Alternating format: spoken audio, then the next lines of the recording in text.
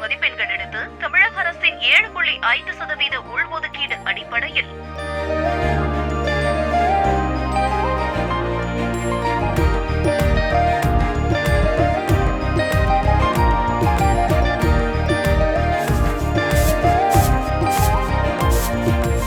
ராணி ராணி துணியெல்லாம் காய போட. ஆமா.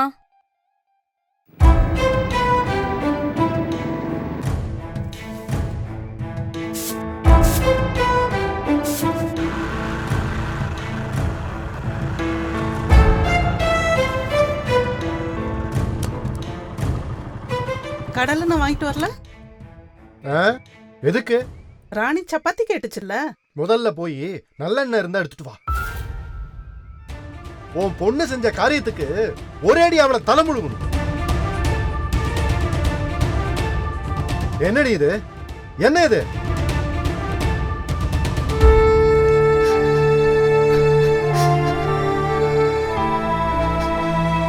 உன் பேச்சு நம்பினதுக்கு என் பணத்தை எல்லாம் பாழாக்கிட்டேடி.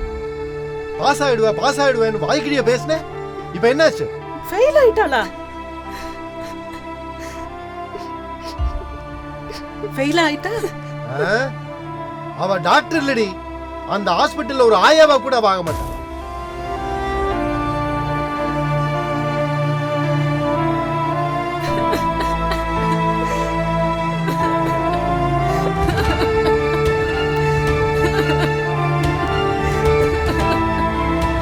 நான் அப்பவே அடிச்சுக்கிட்டேன். டியூஷன் வேண்டாம், ஒரு மண்ணும் வேண்டாம். நீ தான் கேட்கல. அறிவுரைக்கு அடி கொஞ்சமாவது. அவ படிக்கிறேன்னு அவ தானே சொன்னா. அவ சொல்லுவா. உனக்கு எங்க போச்சு புத்தி? அவ சொல்றதெல்லாம் கேப்பியா? அப்புறம் நீயும் தானே ஊன் கொட்டின. என்ன ஊன் கொட்டின? இப்ப இவளை வச்சுட்டு நம்ம என்ன பண்றது? இவ பண்ணதுக்கு நாம தான் தூக்கு மாட்டி சாவணும்.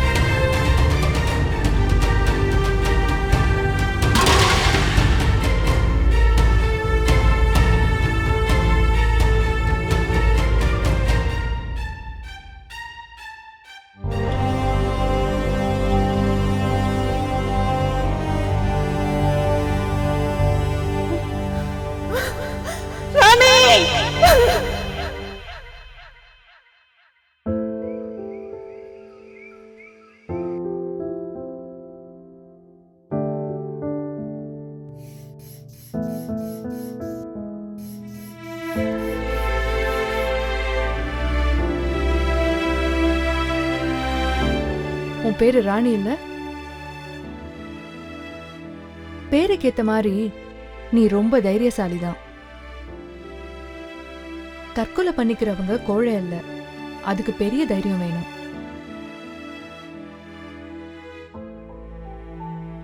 தலைவருக்காக, கட்சிக்காக, விடுதலைக்காகங்கிற பேர்ல தற்கொலை பண்ணிக்கிட்டா வீரமகன் வீர திருமகள்னு போஸ்டர் அடிச்சு அரசியல்வாதிங்க தற்கொலைக்கு அங்கீகாரம் கொடுக்கறாங்களே, அந்த மாதிரி நான் சொல்லல.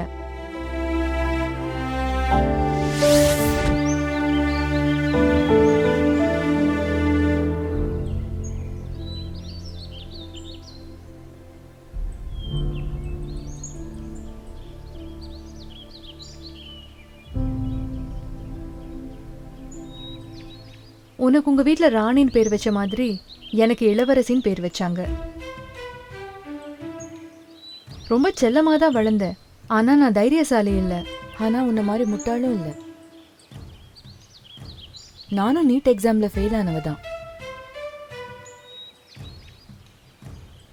உங்க வீட்லயாவது உன்னை திட்டினாங்க, நான் அடியே வாங்கினேன்.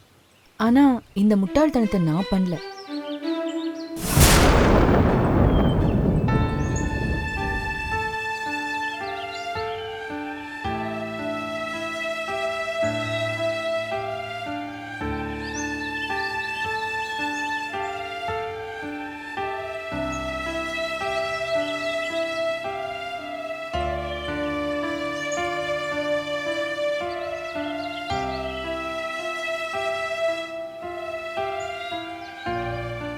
ராணி, தீர்மானங்கிறது முடிவடையறது இல்ல, முடிவெடுக்கிறது. தற்கொலை எதுக்கும் தீர்வு கிடையாது. அப்படி இருந்தா இன்னைக்கு இந்தியால இவ்ளோ ஜனத்தொகையே இருக்காது. நீ ஏன் இந்த முடிவுக்கு வந்த? ஏமாற்றம். அப்படின்னா இதுதான் முதல் ஏமாற்றமா? இதுக்கு முன்னாடி யார்கிட்டயும் நீ ஏமாந்தது இல்லையா? இது எத்தனை நாள் கனவு தெரியுமா? ஓ, கனவா? அப்போ லட்சியம் இல்ல. லட்சியத்துக்கு ஒரு குறிக்கோள் இருக்கும். நீட் தேர்வு ஒரு கனவுதான். ஐ மீன் இல்யூஷன், மாயை. என்ன மாயை தெரியுமா? ஆரிய மாயை.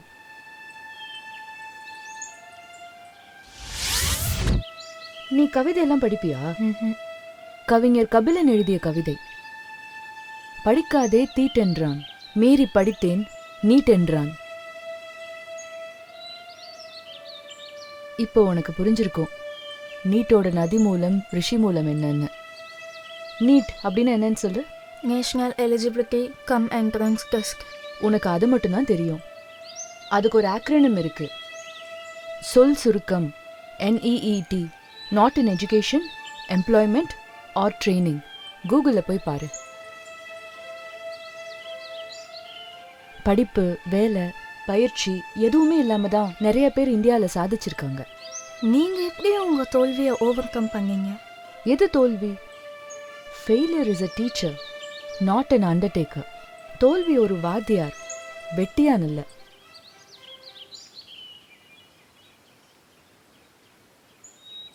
நீ எதுக்கு சாக துணிஞ்ச? நான் எதுக்கு வாழணும்? ஏன் வாழக்கூடாது? நான் எப்படி வாழ முடியும்? நீ இந்த கேள்வியை தற்கொலை செஞ்சுக்கிறதுக்கு முன்னாடி கேட்டிருக்கணும். அதுவும் உன்னை பார்த்து நீயே கேட்டுக்க வேண்டிய கேள்வி. இங்க பாரு ராணி, நல்லா யோசிச்சு பாரு. உன்னோட தோல்வி எது தெரியுமா? நீட் எக்ஸாம் இல்ல. டாக்டர் ஆகி பணம் சம்பாரிச்சு கார் பங்களான்னு வாழ முடியாம போயிருமோங்கிற கவலை, பயம்.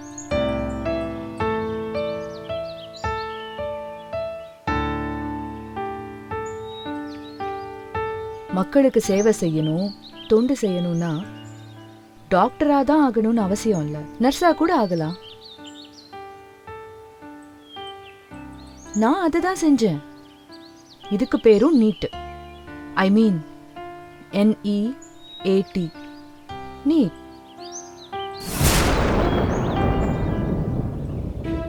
பணம் சம்பாரிச்சு ஆடம்பரமா வாழணும்னு நினைக்கிறவங்க தான் தோல்வியை கண்டா கோழை மாதிரி தற்கொலை செஞ்சுக்கிறாங்க.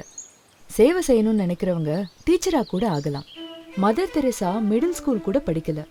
அவங்க நர்ஸாவும் டீச்சராவும் வேலை பார்க்கல, சேவை செஞ்சாங்க.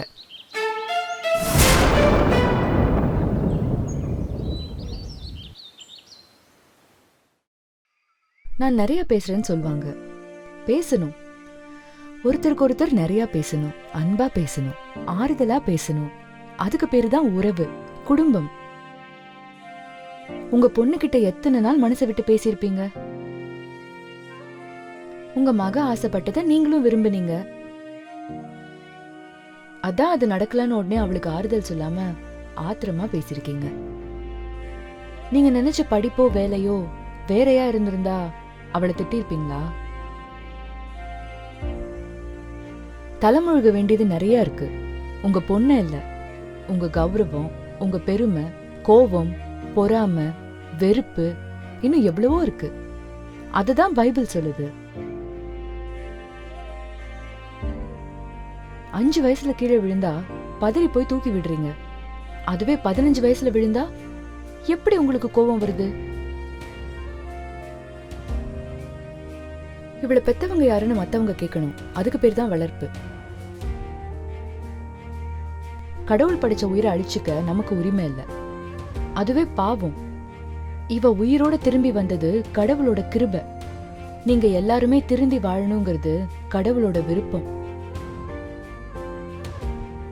பணத்தை நம்ம தான் சம்பாதிக்கணும். ஆனா சந்தோஷம், சமாதானம் நம்ம கிட்டயே தான் இருக்கு. அதை தொலைச்சிடாம வாழ்றதுக்கு தான் கடவுள்னு ஒருத்தர் இருக்காரு. எந்த கடவுள்னு நீங்க கேட்கலாம். எல்லா கடவுளும் ஒண்ணு கிடையாது. எல்லாருக்கும் ஒரே கடவுள். அது யாருன்னு அந்த கடவுள்கிட்டயே கேளுங்க. உங்களுக்கு விடையும் கிடைக்கும், வாழ்க்கையும் கிடைக்கும்.